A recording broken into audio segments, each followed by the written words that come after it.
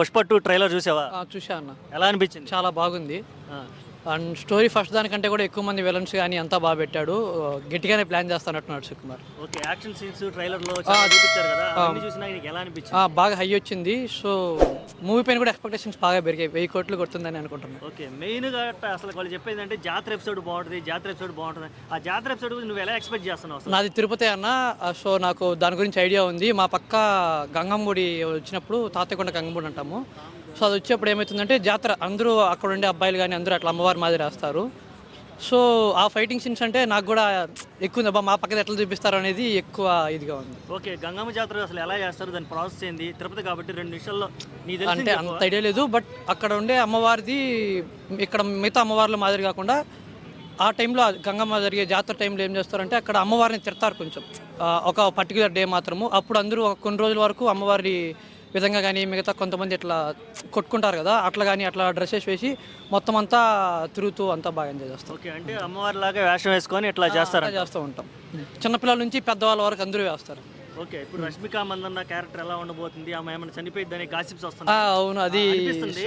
అనిపిస్తుంది. నిజంగా రష్మిక మందన్న కనుక చనిపోతే సినిమా ఎలా ఉంటే అవకాశం ఉందనుకుంటున్నాను? సో అంటే తను అంత ఇష్టపడి ప్రేమించిన అమ్మాయిని చనిపోతే తను ఖచ్చితంగా రివెంజ్ అయితే తీసుకుంటాడు కదా. సో ఉంటుంది, ఖచ్చితంగా అది ఉంటుంది. శవాన్ని కాల్చే సీన్ ఖచ్చితంగా అది రష్మిక మందన్న అదే అనుకుంటున్నావు నువ్వు కూడా?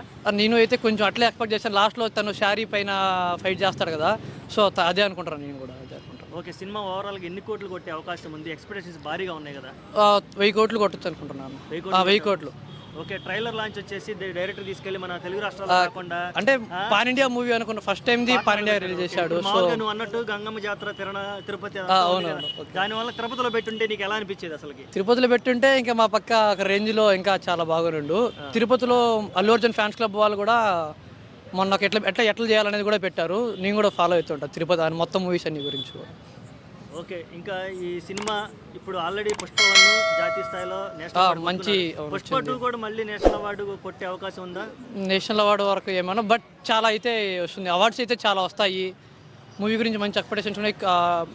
డబ్బులు కానీ చాలా వస్తుంది. అండ్ ఇంకా నెక్స్ట్ ఇంకా అల్లు అర్జున్ చేసే కానీ సుకుమార్ చేసే మూవీస్ కూడా చాలా హై వస్తుంది ఇంకా వాళ్ళకి. ఇప్పుడు ఆల్రెడీ ట్రైలర్ రిలీజ్ అయినటువంటి కేవలం 15 గంటల్లోనే దాదాపుగా చాలా 40 మిలియన్స్ ప్లస్ వ్యూస్ వచ్చాయి. ఇప్పటి వరకు సౌత్ ఇండియాలోనే ఇదే రికార్డుగా ఉంది. యాజ్ ఏ ఫ్యాన్ గా, సినిమా అభిమానిగా ఈ రికార్డ్ నువ్వు ఎలా చూస్తున్నావు? చాలా గ్రేటే కదన్నా, అంత త్వరగా ఎవరు కొట్టలేని రికార్డ్ని అల్లు అర్జున్ గారు సుకుమార్ గారు బ్రేక్ చేశారంటే చాలా హై అనేది. ఓకే. ఇంకా వచ్చేసి ఈ నెగిటివ్ రివ్యూలు వస్తున్నాయి. సినిమా ఎప్పుడైతే అసలు ట్రైలర్ టీజర్ వచ్చేసిందో దానిలో ఈ పాయింట్ ఆ పాయింట్ పట్టుకొని నెగిటివ్ రివ్యూలు వస్తున్నాయి. ఈ నెగిటివ్ రివ్యూల మీద నీ అభిప్రాయం ఏంటి? ఇచ్చేవాళ్ళు ఇస్తూ ఉంటారు. సినిమా బాగుంటే నెగిటివ్ రివ్యూస్ ఎన్ని ఉన్నా కూడా ఆడియన్స్ వస్తారు దాంట్లో అయితే, దానికి అయితే నేనైతే ఏమనుకోను. ఓకే. పుష్ప 3 కూడా అని ఒక టాక్ వస్తుంది, దాన్ని కూడా ఎక్స్పెక్ట్ చేయొచ్చా యాజ్ ఏ ఫ్యాన్గా నువ్వు? పుష్ప 3 వరకు అంటే మరీ ఎక్కువ లెంత్ అయిపోతుంది. 2 పార్ట్స్తో ఆపేస్తే బెటర్ అనుకుంటాను.